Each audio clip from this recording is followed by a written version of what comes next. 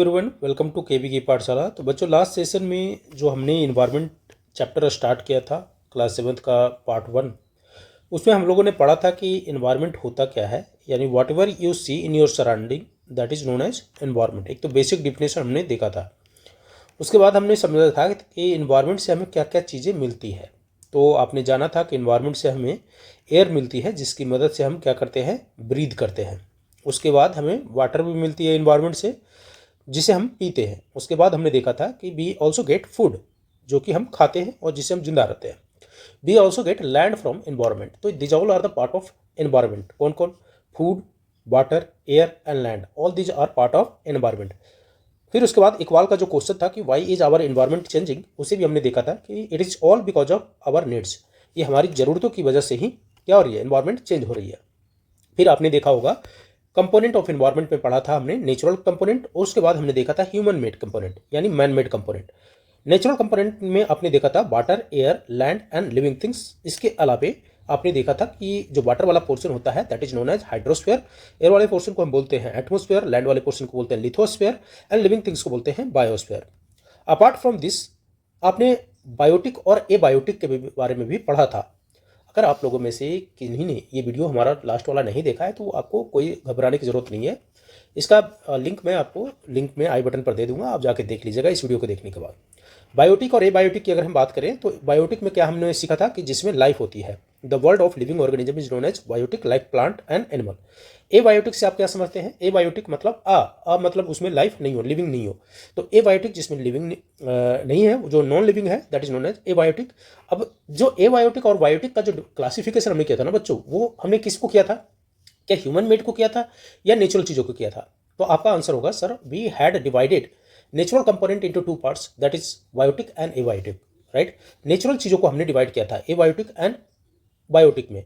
Okay, तो natural चीज़ों में लाइक लैंड है, वाटर है, क्या ये बायोटिक है या एबायोटिक है? तो आपका आंसर होना चाहिए सर, ये एबायोटिक है।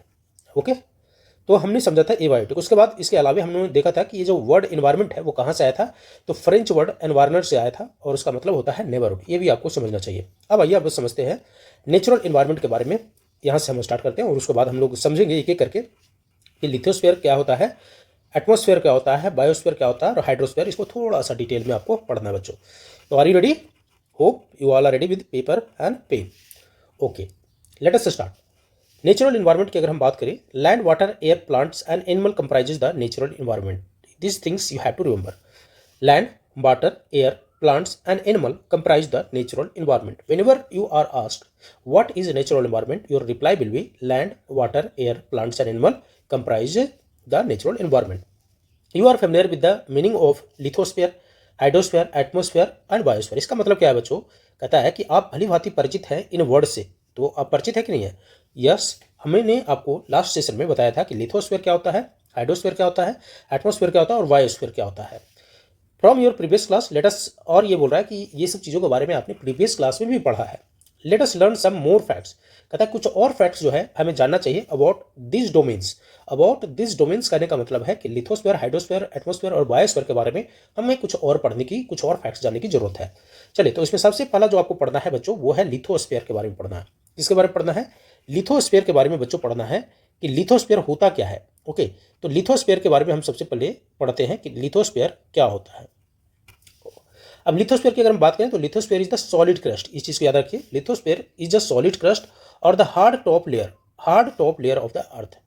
अर्थ का जो सॉलिड क्रस्ट होता है या हार्ड टॉप लेयर जो होता है वो क्या कहलाता है बच्चों? लिथोस्फीयर कहलाता है। तो याद रहेगा डिफिनेशन आपको, lithosphere is the solid crust और the hard top layer of the earth. It is made up of rocks and minerals. किससे बना होता है बच्चों लिथोस्फीयर? तो लिथोस्फीयर बना होता है रॉक्स एंड मिनरल का बना होता है। तो दो पॉइंट आपको याद रखना है। पहला पॉइंट कि it is a solid crust और hard top layer of the earth. दूसरा point, it is made up of rocks and minerals. तीसरा पॉइंट जो आपको याद रखना है वो ये कि covered by a thin layer of soils. जो लिथोस्फीयर जो होते हैं वो किससे कवर्ड होते हैं? थिन लेयर ऑफ सॉइल से कवर्ड होते हैं। It is an irregular surface. इसका कोई रेगुलर शेप नहीं है। It is an irregular surface with various land forms. With various land forms अगर बोलता है तो लैंड फॉर्म्स आपने लास्ट सेशन में अपने जो लास्ट क्लास था आपका 6th क्लास, उसमें लैंड फॉर्म्स के बारे में पढ़ा होगा। लैंड फॉर्म्स का क्या होते हैं? Mountains, plateau, plains, valley, these all are the land forms. So land forms are found over the continents and also on the ocean floors. कहता है लैंड फॉर्म्स ऐसा नहीं है कि सिर्फ कंटिनेंट्स पर है, ये ओशियन फ्लोर्स पर भी पाए जाते हैं land forms. So what you need to remember about the lithosphere? Lithosphere, first thing you have to remember that it is a solid crust and the hard top layer of the earth. Second thing, it is made up of rocks and minerals covered by a thin layer of soils. It is an irregular surface with various landforms such as mountain, plateau, plains. Okay, lithosphere is the domain that provide us forest. अब lithosphere से हमें मिलता क्या क्या है वो चीज जान लीजिए। लिथोस्फीयर से हमें मिलता है फॉरेस्ट, ग्रासलैंड मिलता है for grazing, land for agriculture and human settlement भी हमें कहाँ मिलता है? लिथोस्फीयर में ही मिलता है। So this all are the parts of lithospheres. It is also a source of mineral wealth. Lithosphere is the source of, तो एमसीक्यू में आपसे पूछ सकता है क्वेश्चन कि क्या hydrosphere is the source of mineral wealth, biosphere is the source of mineral wealth, या lithosphere is the source of mineral wealth? इस तरह का क्वेश्चन बन सकता है। ओके, हाउएवर हाइड्रोस्फीयर भी जो है मिनरल्स सोर्स की, मिनरल वेल्थ की रिसोर्सेज है, बट अभी आपको जो पढ़ना है वो है लिथोस्फीयर के बारे में। तो इतनी चीज़ें आपको लिथोस्फीयर के बारे में पढ़ना है। एक बार फिर से हम समराइज कर देते हैं आपके लिए। It is a solid crust and hard top layer of the earth. It is made up of rocks and minerals covered by a thin layer of soils. It is irregular surface with various landforms such as mountain, plateaus, plains and valleys. Landforms are formed over the continents and also on the ocean floors. Lithosphere is the domain that provides us forest, grassland for grazing, land for agriculture and human settlement. So forest और grassland किसके लिए? grazing के लिए, वहीं land किसके लिए? agriculture और human settlement के लिए। आई होप यहाँ तक क्लियर होगा। And it is also source of mineral wealth. Okay, यहाँ पर क्या कर रहा है? Look at your surroundings, make a list of use that the land in your neighbourhood is being put to. तो लैंड का जो इस्तेमाल हो रहा है आपके नेबरहुड में उसका एक लिस्ट बनाइए। आगे कर रहा है लेट अस डू में, where does the water you see in your home and a school come from. ये जो आप अपने घर में या स्कूल में पानी देखते हैं वो कहाँ से आता है? Make a list of different use of water in your our daily life. Have you seen anyone wasting water? तो सबसे पहले तो डिफरेंट यूज जो है वाटर का डेली लाइफ में उसको लिखना है, और उसके बाद आपसे पूछ रहा है कि क्या आपने किसी को वाटर वेस्ट करते हुए देखा है, एंड अगर देखा है तो कैसे। अब आइए बात करते हैं डोमेन ऑफ द इन्वायरमेंट। सो बच्चों, डोमेन ऑफ द इन्वायरमेंट अभी तक हम लोगों ने कंपोनेंट ऑफ इन्वायरमेंट पढ़ा था। Now you have to read about the domain of the environment. So component को ही अगर हम विस्तृत रूप में अगर चर्चा करें तो डोमेन ऑफ द इन्वायरमेंट में क्या क्या आता है बच्चों? एक तो आता है लिथोस्फीयर, दूसरा आता है बायोस्फीयर, तीसरा आता है एटमोस्फेयर, और चौथा आता है हाइड्रोस्फीयर। सो क्वेश्चन अगर आपसे ये पूछ दे कंपोनेंट ऑफ एटमोस्फेयर, तो कंपोनेंट ऑफ एटमोस्फेयर में आप लिखेंगे natural component and human made component. लेकिन अगर आपको डोमेन ऑफ द एनवायरमेंट पूछे तो आप लिखेंगे इन चारों के बारे में, lithosphere, biosphere, atmosphere and hydrosphere. So जिसमें हमने लिथोस्फीयर को ऑलरेडी कवर कर लिया। The domain of water is referred as hydrosphere. अब यहाँ आपसे क्या बोल रहा है? हाइड्रोस्फीयर हम किसको बोलते हैं? तो हाइड्रोस्फीयर जहाँ आपने देखा था कि लैंड पार्ट ऑफ द जो हमारा डोमेन था वो कहलाता था लिथोस्फीयर, तो जो वाटर वाला जो डोमेन है वो क्या कहलाएगा? वो कहलाएगा हाइड्रोस्फीयर। यहाँ दिख रहा है आपको, ये जो वाटर वाला पोर्शन है वो क्या कहला रहा है? हाइड्रोस्फीयर कहला रहा है। इट कंप्राइजेज, अब इसमें क्या क्या आते हैं? जो हाइड्रोस्फीयर वाले पार्ट है उसमें क्या क्या आएगा? It comprises various source of water and different type of water bodies. तो जब भी different type of water bodies की बात करेगा, सोर्स ऑफ वाटर तो आएगा ही हाइड्रोस्फीयर में, उसके अलावा different type of water bodies भी आएंगे। अब वाटर बॉडीज अगर जैसे ही नाम ले आपको, तो different type of water bodies में तो आपके दिमाग में आंसर आना चाहिए रिवर, लेक, सीज, ओशियन। ये सारे के सारे क्या है? Different type of water bodies है। क्या है? वाटर बॉडीज है। River, lake, seas, ocean, ponds, this all are the water bodies. It is essential for all living organism. Of course hydrosphere is essential for all living organism. So I hope यहाँ तक कोई दिक्कत नहीं होगा। सो अगर हमको पूछे कोई कि व्हाट इज हाइड्रोस्फीयर, तो आप कह सकते हैं the domain of water is refer to as hydrosphere. It comprises various source of water and different types of water bodies like rivers, lake, seas, ocean. यहाँ तक बच्चों क्लियर है? Okay, now coming to the atmosphere. So we have so far covered two things, lithosphere and hydrosphere. Now coming to the, इस तरीके से हम चल रहे हैं, first lithosphere, then hydrosphere, then we are going to cover atmosphere. So what is atmosphere बच्चों? देखिए, ये मान लीजिए आपका अर्थ है, ये अर्थ है, तो इसके चारों ओर आपको भले दिखाई नहीं देता हो, लेकिन एक लेयर बना हुआ है किसका? थिन एयर का। एक थिन एयर का एक लेयर बना हुआ है, and this layer is called बच्चों एटमोस्फेयर। इसको हम क्या बोलते हैं? एटमोस्फेयर बोलते हैं। So now coming to the definition, the atmosphere is a thin layer of air that surrounds the earth. जैसा कि इसमें बताया है कि एटमोस्फेयर एक थिन लेयर है, किसका? थिन लेयर है एयर का, जो हमारे अर्थ के चारों ओर सराउंड्स करता है। अब ये सराउंड्स क्यों करता है? कभी क्वेश्चन ये भी तो पूछ सकते हैं, आपके दिमाग में ये उपज आ सकती है, क्यूरियोसिटी हो सकती है कि आखिर सर एयर जो है अर्थ के चारों ओर सराउंड्स क्यों किए हुए है, आखिर क्या रीजन है? तो उसका रीजन है बच्चों, एटमोस्फेयर जो है वो ग्रेविटेशनल फोर्स के कारण, अर्थ के किसके gravitational force? Because of earth gravitational force, ठीक है, अर्थ के ग्रेविटेशनल फोर्स के कारण ये जो है ना, अर्थ जो है अपने चारों ओर एक थिन लेयर का एटमोस्फेयर अपने चारों ओर होल्ड किए हुए है। ओके, अब क्या ये जो अर्थ के चारों ओर जो एटमोस्फेयर है वो हमें कोई प्रोटेक्शन देता है क्या? ऑफ कोर्स प्रोटेक्शन देता है। ये अर्थ मान लीजिए और इसके चारों ओर आपको एक एटमोस्फेरिक लेयर है, तो एटमोस्फेयर लेयर है, तो एटमोस्फेयर का लेयर है जो कि किसका लेयर है? एयर का लेयर है, और यहाँ से सन की किरणें आपको आती है। तो जो अल्ट्रा वायलेट रे होती है ना बच्चों, अल्ट्रा वायलेट रे डायरेक्ट हमारे अर्थ पर आने से कौन रोकता है? ये एटमोस्फेयर ही रोकता है। Okay, so it protect us from the harmful rays. ये अल्ट्रा वायलेट रेज जो होता है वो क्या होता है? हार्मफुल होता है, harmful rays and scorching heat of the sun. Scorching heat of the sun से भी हमें बचाता है। It consist of number of gases, dust and water vapour. तो जो इसमें होते हैं बच्चों एटमोस्फेयर में, that is comprises of gases, dust and water vapour. The change in the atmosphere produce changes in the weather and climate. Atmosphere में अगर कुछ चेंजेस होता है तो क्लाइमेट में भी क्या होगा, यानी वेदर में भी चेंज हो जाएगा। Plant and animal kingdom together make biosphere. अब बात कर रहे हैं बायोस्फीयर का, तो हम लोगों ने 3 ऑलरेडी पढ़ लिया, lithosphere, hydrosphere and atmosphere. Now we have to cover about the biosphere. तो बायोस्फीयर में कौन कौन आएगा? प्लांट और एनिमल। प्लांट और एनिमल किस में आएंगे? बायोस्फीयर में आएंगे। Okay, so plant and animal kingdom together make the biosphere और the living world. Okay, it is narrow zone of the earth where, देखिए ये चीज पॉइंट को याद रखिएगा, it is a narrow zone of the earth where land, water and air interact with each other. एक ऐसा zone होता है जहां पर लैंड, वाटर और एयर, यानी कि lithosphere plus atmosphere plus hydrosphere, तीनों का कॉम्बिनेशन होता है।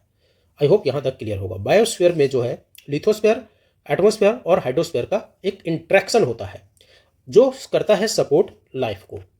Okay, so biosphere is the nothing but a plant and animal kingdom together makes a biosphere और the living words. It is a narrow zone of the earth which where land, water and air interact with each other to support the life. I hope यहाँ तक clear होगा। उसके बाद what is ecosystem. अब आपको इतना चीज पढ़ने के बाद एक कंसेप्ट पढ़ना है इकोसिस्टम के बारे में। तो यहाँ आगे बढ़ने से पहले थोड़ा सा ये पढ़ लेते हैं, इकोसिस्टम क्या है? It is a system formed by the interaction of all living organism. जितने भी लिविंग ऑर्गेनिज्म हैं उनके इंट्रैक्शन किसके साथ होगा? विद ईच अदर, अपने साथ ही करेंगे लोग, with each other and with the physical and chemical factors of the environment. तो जितने भी living, it is a system formed by the interaction of all living organism with each other and with the physical and chemical factors of the environment in which they live, all linked by transfer of energy and material. तो ये तो एक definition हो गया कि हम ecosystem कहते किसको है। तो इकोसिस्टम कुछ नहीं है, ये आपस में जो लिविंग ऑर्गेनिज्म जितने भी हैं और उसके अलावे आपस में उनका इंट्रैक्शन, उसके साथ साथ जो फिजिकल एंड केमिकल फैक्टर्स है इन्वायरमेंट के, उनके साथ जो इंट्रैक्शन होता है, that is known as ecosystem. Okay, अब फिजिकल एंड केमिकल इंट्रैक्शन जो होते हैं ना, वो जो लाइफ को सपोर्ट करते हैं, उनके साथ इंट्रैक्शन को हम क्या बोलते हैं? इकोसिस्टम बोलते हैं बच्चों। कहता कि at NCC camp Ravi class was attending. जो रवि है वो एनसीसी कैंप के पास क्लास अटेंड करा था। जेसी एक्सक्लेम, एक्सक्लेम मतलब क्या होता है? आश्चर्यचकित होता है। What heavy downpour, it remind me my home in Kerala. कहता है जो बारिश होने लगता है और उसके बाद वो बोलता है कि यह तो मुझे केरला की यादें दिलाता है। You should come and see how it pours and pours over the lush green fields and coconut plantation. जो वहाँ पर कोकोनट्स प्लांटेशन होते हैं तो वो किस तरह से वहाँ पर जो बारिश जब पड़ती है तो कैसे उस पर गिरते हैं। हीरा, एक हीरा है उसी में से दोस्त जो जैसलमेर से बिलोंग करता है, वो एक्सक्लेम करता है। अब ऑब्वियस बात है जब बारिश होने लगता है तो क्या होता है, वो उसको एक को तो अपना केरला की याद आ जाता है, दूसरा हीरा है जो जैसलमेर से है, तो केरला में तो काफ़ी बारिश होता है, जैसलमेर में बारिश होती नहीं है, तो वो क्या कहेगा? We get no rains, we see only kikar sand as far as the eyes can see, but you also find camels, said Ravi. कहता है कि हमारे यहाँ तो जैसलमेर में दो ना कोई बारिश तो होती नहीं है, तो हमारे यहाँ क्या दिखती है? कीकर दिखती है, सैंड दिखती है। इतने में रवि बीच में बोल पड़ता है कि तुम्हारे पास तो ऊँट भी तो है, कैमल भी तो है ना? तो हीराज कहता है कि नॉट जस्ट कैमल, सिर्फ ऊँट नहीं है। If you visit our desert, वहाँ के जो जैसलमेर के राजस्थान है वहाँ पर आप विजिट करेंगे तो आप पाएंगे you will see snakes also, you will see lizard also and many insect too. और भी किट्स हैं जो वहाँ पर पाए जाते हैं, सिर्फ ऊँट ही नहीं पाए जाते हैं। So Ravi wondered why do the animals and vegetation and way जो कहता है the way people live vary from place to place, आखिर ये चेंज क्यों हो रहे हैं, are they all related to each other, आखिर इन सभी जगहों में जो पाए जाने वाले एनिमल हैं, पेड़ पौधे हैं, वो जगह टू जगह चेंज कैसे हो जा रहा है। ओ yes very much, the teacher reply, all plants animals and human beings depends on their immediate surroundings, कहता कि जितने भी एनिमल्स प्लांट्स और जो ह्यूमन बींग्स है ना, वो आसपास के जो सराउंडिंग्स है उस पर निर्भर होते हैं। Often they are also interdependent on each other, और वो एक दूसरे पर आश्रित भी होते हैं। This relation between the living organism as well as relation between the organism and their surroundings form an ecosystem, और यही जो रिलेशन है ह्यूमन बींग्स और लिविंग बींग्स, उसके अलावा सराउंडिंग्स का जो रिलेशन है वो आपस में मिलकर के क्या बनाते हैं, एक इकोसिस्टम का निर्माण कराता है। There could be an ecosystem of large rain forest, grassland, desert, mountains, lake, river, ocean and even small ponds. तो कहता है कि ये आपस के इंट्रैक्शन को ही क्या बोला जाता है, इकोसिस्टम बोला जाता है। तो इकोसिस्टम क्या हो सकता है, there could be an ecosystem of a large rain forest का इकोसिस्टम हो सकता है, ग्रासलैंड का इकोसिस्टम हो सकता है, डिजर्ट का इकोसिस्टम हो सकता है, माउंटेन का इकोसिस्टम हो सकता है, लेक का हो सकता है, रिवर का हो सकता है, ओशियन का हो सकता है, एंड इवन स्मॉल पॉन्ड्स का भी इकोसिस्टम हो सकता है, क्योंकि वो उसमें भी तो जीव होते हैं, उसमें भी तो पेड़ पौधे होते हैं, वो भी तो आपस में इन्वायरमेंट सराउंडिंग्स में इंट्रैक्शन करते हैं।